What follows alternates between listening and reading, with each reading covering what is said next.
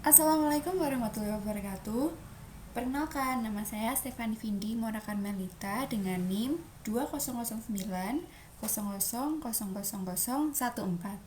Pada kesempatan kali ini, saya akan mempresentasikan tentang persepsi konsumen.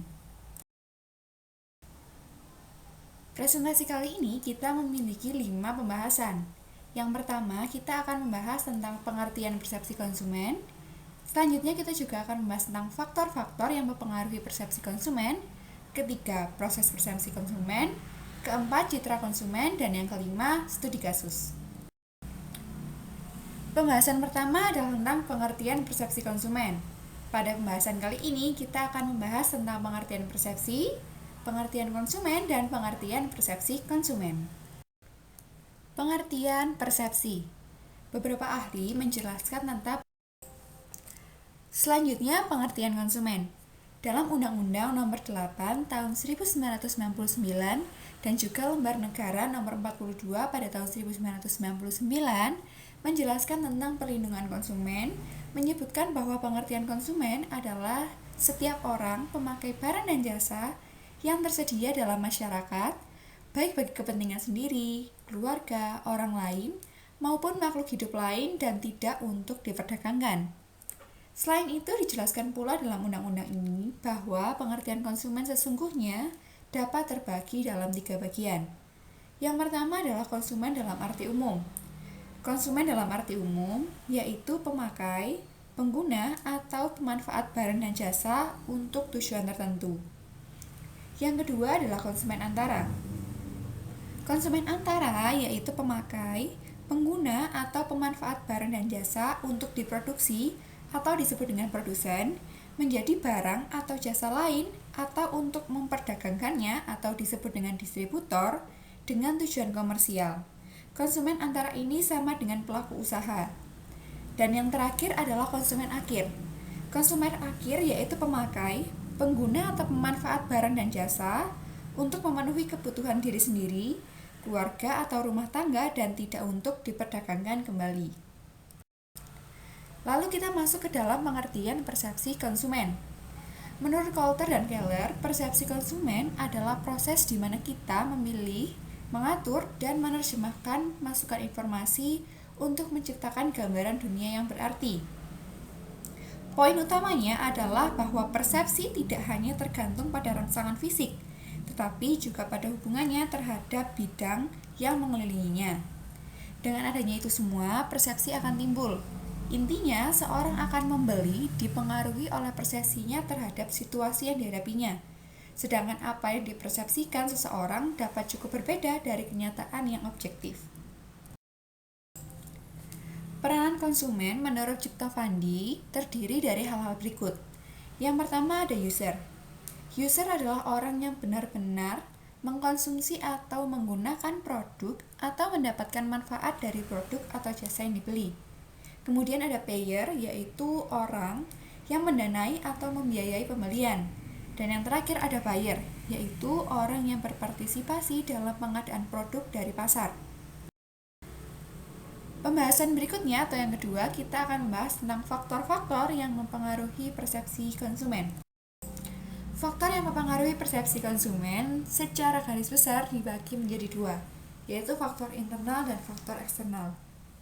Faktor internal yang mempengaruhi persepsi konsumen dibagi menjadi 4. Yang pertama, kepercayaan terhadap masing-masing individu. Kedua, kebutuhan. Ketiga, suasana hati. Dan yang keempat adalah ekspektasi yang berbeda-beda. Sementara faktor eksternal yang mempengaruhi persepsi masyarakat menurut Astuti, yang pertama adalah faktor pendidikan. Tingkat pendidikan baik formal dan non-formal yang dimiliki seseorang akan mempengaruhinya dalam melakukan persepsi. Kedua, faktor komunikasi. Komunikasi dapat melalui interaksi langsung atau tatap muka, tetapi dapat pula secara tidak langsung, yaitu melalui simbol-simbol seperti media cetak, radio, televisi, observasi lapangan, dan lain sebagainya. Yang ketiga adalah faktor sosial ekonomi. Seseorang yang memiliki status sosial ekonomi yang lebih tinggi akan mempunyai kesempatan dan mobilitas tinggi sehingga memungkinkannya untuk memperoleh pengetahuan dan cara berpikir yang lebih luas. Yang keempat adalah kepemimpinan. Umumnya pengelompokan di pedesaan menunjukkan konsentrasi dan pengawasan tentang pemimpin. Kelima, ukuran, warna, dan intensitas.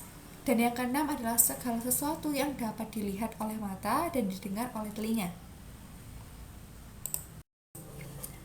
Dalam mengukur persepsi konsumen, ada salah satu teknik yang bisa digunakan. Teknik ini disebut dengan MDS atau Multidimensional Scaling.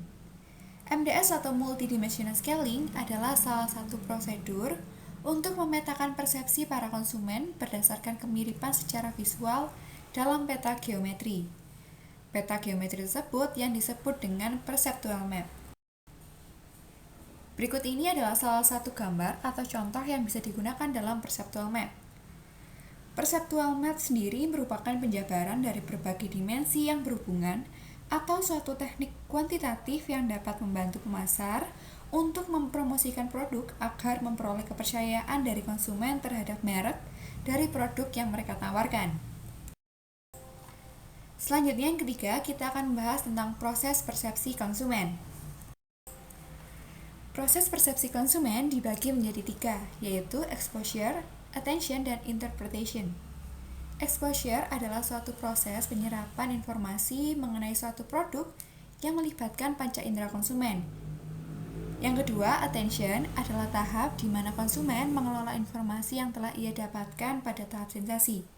Kemudian ada interpretation. Interpretation adalah pengambilan citra atau pemberian makna oleh konsumen terhadap suatu produk. Proses persepsi konsumen dapat digambarkan seperti pada gambar. Persepsi timbul karena adanya stimulus atau rangsangan dari luar yang akan mempengaruhi seseorang melalui kelima alat inderanya, yaitu penglihatan melalui mata, pendengaran melalui telinga, penciuman melalui hidung, perasaan melalui mulut, dan sentuhan melalui rasa atau dari kulit. Yang keempat akan kita bahas adalah citra konsumen. Citra adalah total persepsi terhadap suatu objek.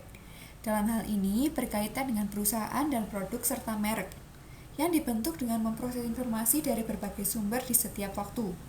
Pemasar harus secara konstan mencoba mempengaruhi perilaku konsumen terhadap citra. Citra yang pertama adalah citra merek.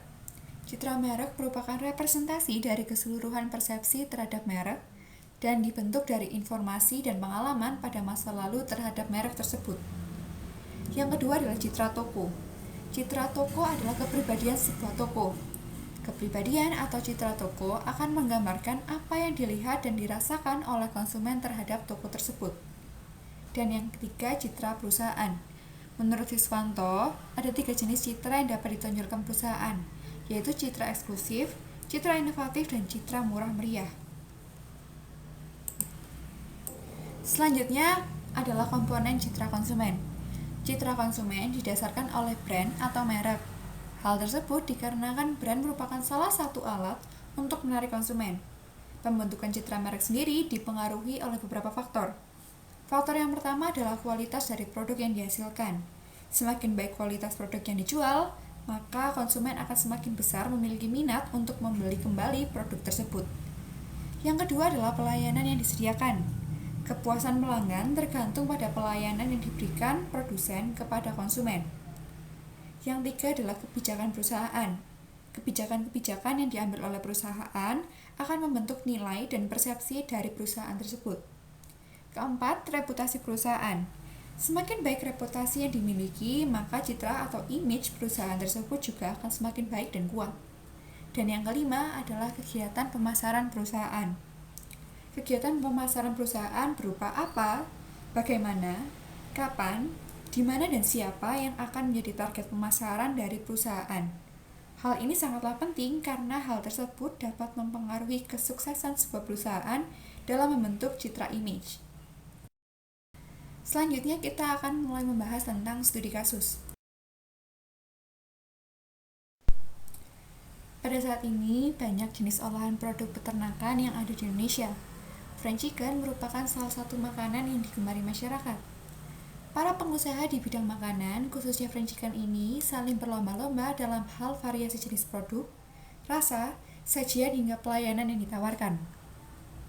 Salah satu brand yang cukup terkenal dalam bidang makanan, khususnya pada fried chicken adalah KFC. KFC telah dikenal dalam masyarakat dan mempunyai jaringan penjualan yang luas, salah satunya adalah KFC Cabang Kawi di Malang. Pada kali ini kita akan membahas tentang persepsi konsumen terhadap brand image KFC. Salah satu penelitian yang dilakukan di KFC Cabang Kawi dilakukan dengan tujuan untuk mengetahui secara stimulan pengaruh persepsi konsumen terhadap citra merek komponen KFC, seperti citra perusahaan, citra pengguna, dan citra produk, serta menemukan satu dari antara 3 variabel dominan yang mempengaruhi persepsi konsumen. Hasil dari penelitian yang dilakukan, konsumen memiliki persepsi yang positif terhadap brand image KFC karena melihat dari beberapa pertimbangan, yaitu popularitas perusahaan KFC, kredibilitas perusahaan KFC, jaringan atau cabang KFC yang luas hampir di seluruh kota-kota besar di Indonesia. Selanjutnya juga merek KFC adalah merek yang telah mendunia, dan yang terakhir KFC mempunyai menu spesial ayam goreng crispy. Sekian presentasi kali ini, saya mengucapkan terima kasih kepada teman-teman yang telah mendengarkan dan menyimak presentasi kali ini. Jika ada kata-kata yang kurang berkenan, saya mohon maaf sebesar-besarnya, dan jika ada pertanyaan, silakan bertanya. Terima kasih.